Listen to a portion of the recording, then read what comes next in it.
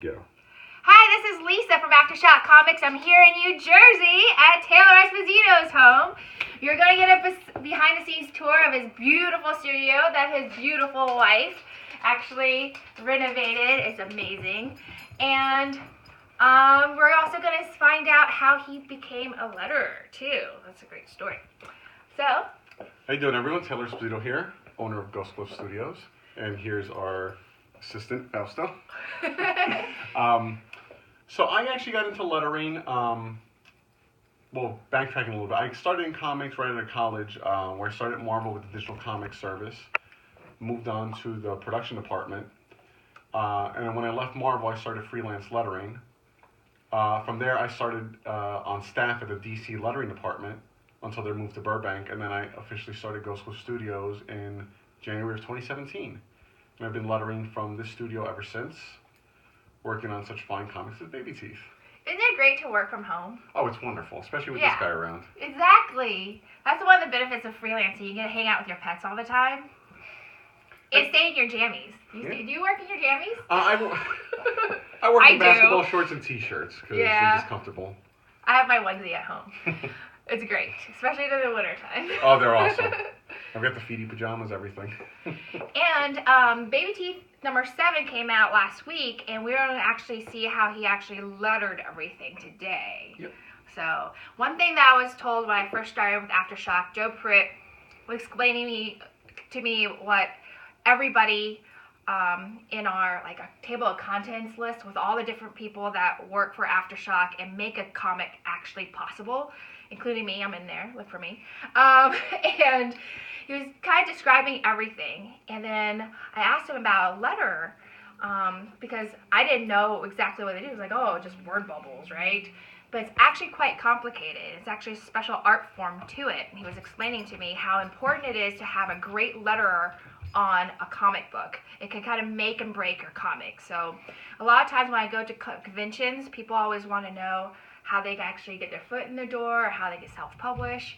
And I kind of just repeat back to them, you have to find a great letterer, because that's the first thing that I was told about the comic. It'll make or break your book. Honestly, some of my early attempts were pretty bad, and they're good learning experiences, but I'm a little embarrassed by them. But it's how you learn how the process works, and you learn real fast. People will forgive story. People will forgive art. People look past these things because they understand not everything's everyone's taste. Lettering is like an absolute, there's only so many ways to do it right, and everything else is wrong, and you will see bad lettering and say, oh, I don't know why I don't like this, but I don't like this. It can sometimes break the mood. Oh, absolutely. Because, the font size, and then even if you look at Babyteeth, sometimes there's, very dramatic lettering in there, and it really just draws you in. It's kind of like a soundtrack almost. Absolutely. Soundtrack, sound design, mood, all that kind of stuff. Actually, a great way to determine bad lettering, I read this from a colleague the other day. If it looks like a sticker placed on top of the art, it's bad lettering. That's a good way. That's a good way to check it out. As you'll see when we look at the page, come this way.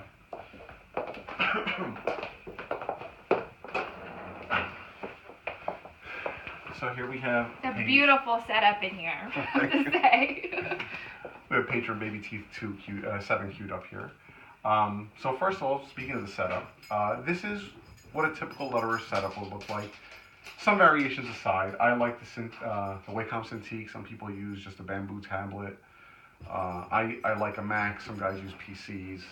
It's all relative, but definitely everyone needs to be using Illustrator and have their template set up like the one I have here. So let's dive in. First of all, speaking of the templates and what I was saying about stickers, the Babyteeth balloons I use are a little different than a balloon I would use on any other book. Since it's Garry's art style and it's a little bit raw and dynamic, I wanted to use something that wasn't so perfect. Otherwise, it would, like I said, it would feel like a sticker on top of the page. So we went with a more hand-drawn looking balloon, a little wobbly, with a slight blue hue to it. This is something Mike and I decided on early on because we didn't want stark white balloons on this book so it wouldn't stand out as much. So we gave it a little bit more of a cool hue to it since everything's a little creepy, basically. And it stretches along with other things. Specifically, we chose these location caps to almost look like a label that you'd find on a document, since there's a lot of secret organizations and everything. We felt almost it'd be like a dossier. a dossier, like location. This is where this happened, as opposed to just like these superhero like popping location caps. It's definitely not a cheery book, so you don't want to have a lot of popping. There's some fun in it, let's be honest. Some fun in there. Depends on your sense of humor. Yeah. Well, like Marty the raccoon. Oh, I love Marty. I had to try to replicate as best I could the sound effects that Garry had drawn before, so here's my attempt. Oh, yeah. To kind of clone what he did so it wouldn't stand out. Which is a lot more difficult when it looks when someone hand draws a sound effect and then you have to recreate it with a digital one. But yeah, I like to think we worked it out. So what is the process usually? Do you get a script? What do you get before you start working? Okay, so typically I'll get an email from Mike saying all the art is in and here's a script from Donny. He'll ask me for a timetable. Usually I tell him about 2 to 3 days due to workflow purposes. But once that's all settled down, I jump in. I go to our Dropbox folder where Garry's art is. Since I'm typically working at the same time as Mark, I'm always working on black and white files. I take the script from Donny that usually Mike will email it to me, but it's also in the Dropbox. Yeah. And then I open up my template, which before I start looks a little something like this. Clear? Yeah, it's all clear. It just has all the elements I might need or have used in the past just to remind myself how things look. Okay. Then I'll drop in the art so it would just fit perfectly into our template here. Then I start dragging over balloons I would need to the places where they belong. I know in this case it's already done, but we had a caption from someone speaking beforehand, so this is Sadie's caption. No, sorry, this is not Sadie's caption. This is someone speaking off panel. Then we have this gentleman here, and we're going back and forth. So I place things roughly where I think they'll go, where I think they'll work best, and just start putting things down. I'll bold text if it's bold in the script. If not, if I feel it's something that deserves a little extra oomph, I'll do it myself, like right here. So you actually bold it. There's no instruction. It depends. Some people are very specific about what they want bolded. Some people don't bold anything in the first round. And in that moment, I'll read through as I'm working and say, okay, like I think there's a little more emphasis here. You did this. You leave us alone. Like there's that little feel and like the little oomph in her voice. So one thing that I've noticed when it comes to good lettering is that being able to see where you bold everything will really give the voice. Like, you get to know the character a little bit more, like their personality. Absolutely. Sometimes I do like little mini commercials here and there, and when I get a regular script, you actually have to kind of change it up. You have to, when I read through, I'm like, oh, let me underline this so I remember to emphasize this and that. So you're the one that comes up with the bold. You're the one kind of gives them that extra little getting to know the character a little bit with the bolding and the... Yeah. That's really cool. Actually... This is why AfterShock makes sure that every creator is on our covers, because everybody has their hand in it, and it wouldn't be possible if one of our creators, weren't there. Absolutely. Yeah, it's definitely a collaborative thing. It's pretty amazing. Just to illustrate that point, here we have on the next page where the baby's crying.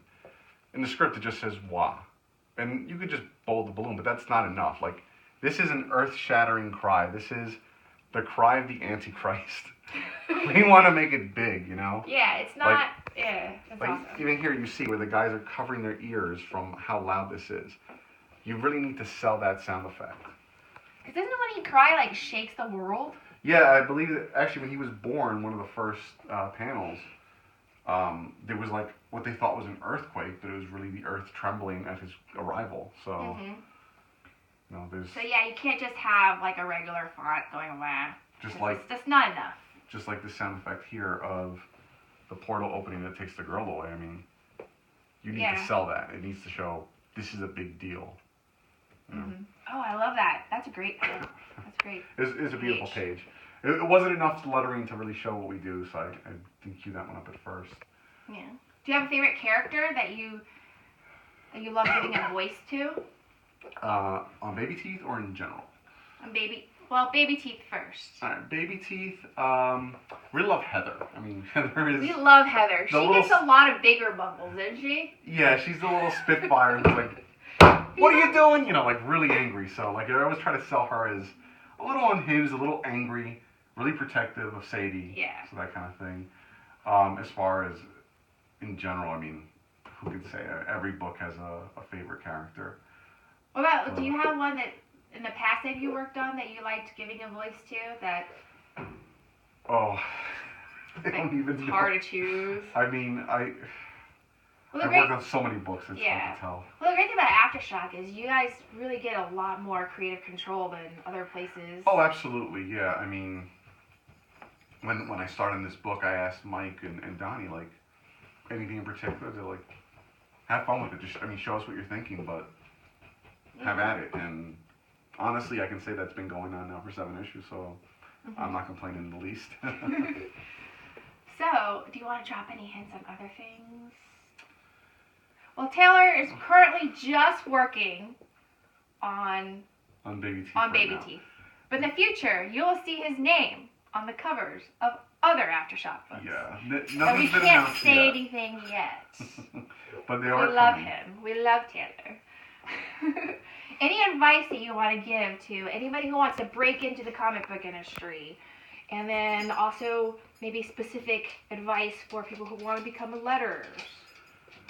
Well, first piece of advice I give anybody who asks me for advice about breaking into comics is be a good person. Like, yes, your don't be a jerk. Your reputation is everything. Yes. It follows you around. It's a small industry. People know each other. What you say about one book, publisher, person, anybody will follow you till the end of time.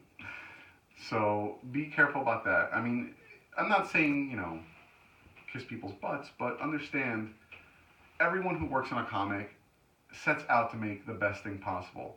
No one's out there to ruin the book that you're enjoying. Yeah. So just remember that, and remember everyone's here to work and have a good time.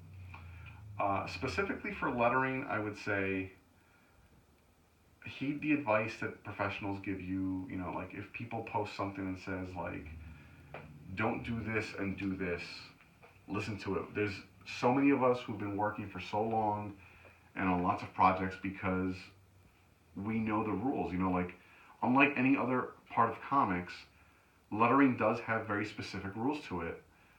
And not to say you can't break them. We have some talented creators, both at AfterShocks and outside, who know these rules and break them, but you have to know the fundamentals before you can do the fancy stuff. Mm-hmm. So definitely get out there, research what other people are doing, get the text and learn from the professionals how to do stuff, and then just try to recreate it, and you'll pick it up fast. I went from a novice to a professional in about a year, so anything's possible. Was there certain, you had mentors that kind of helped you out? Yeah, so one of my mentors, actually the letterer on Rough Riders, Sal Cipriano. Oh, I love Sal. Sal's the best. He's a big, what is it? Transformers fan. Transformers, Voltron, everything. Yes. If it's giant robots, he's about it. He's in New York too, right? Yeah, he's in Brooklyn. Sal's actually the boss who hired me to work at DC when I started there. Oh, nice. That long ago. I actually owe a lot to Sal as far as getting into comics. Some of my other mentors are Nate Picos of Blambot, who I use all his fonts all the time. I refer people to his website. He is a font of knowledge that I can't help but love. But yeah, that's how it works. Like, befriend people, show them that you're trying to work. If they are not busy and care enough, they will take an interest and help you out. And now I'm happy to call these people colleagues as well as mentors and friends, which is crazy. But that's how the comics industry works. It's all Yeah, about. it's very small, everybody. Yeah, so heed his first advice. Don't be a jerk. Because clearly, from his story, like, it's a small world. We're all working with the same people. We all know the same people. I mean, Sal from Rough Riders. I only met Mike through my previous job, and then he was kind enough to put me on Babyteeth, which I'm still grateful for because it's an amazing book. All right. So, you want to sign us off? Take it easy. Goodbye. Take it easy and read AfterShock. See you later.